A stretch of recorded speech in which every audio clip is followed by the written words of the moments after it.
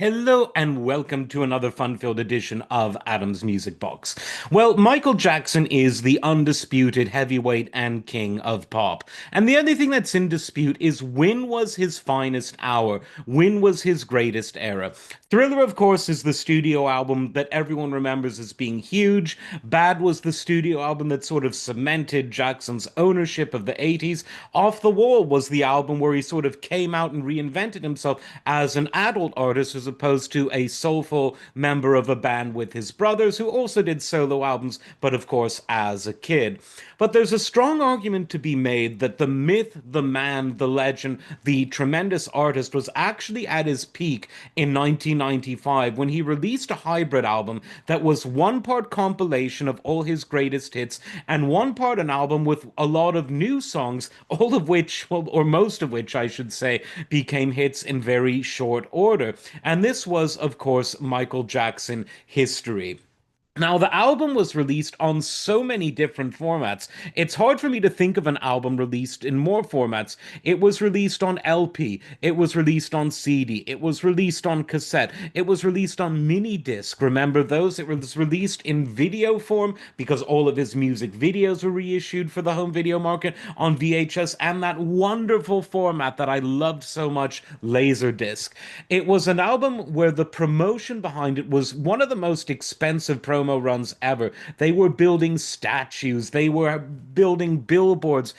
Michael Jackson's face was everywhere at this time, and his music was ubiquitous. And I would say that in many ways, this was peak Michael Jackson in terms of his ability to just have the public in the palm of his hand. Now, I think that he could have remained this way. And of course, he was never far from the public, but, false accusations, media lies, calculated campaigns of censorship and defamation, betrayal from friends, they will take a toll. But there was something about this era, this history era, that was just sort of literally larger than life. The images of him as this kind of statesman and demigod, it was all, it was all very good fun.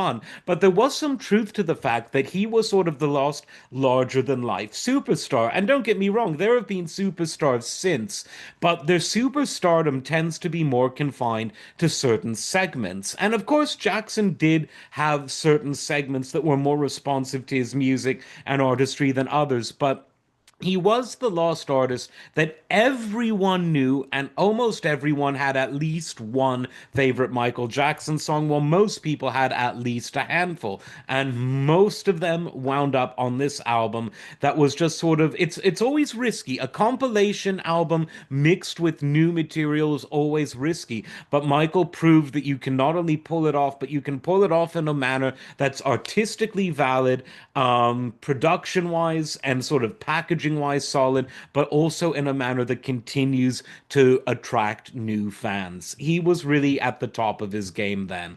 Let me know what you think in the comments, of course, and like, subscribe, and we'll see you next time. Take care.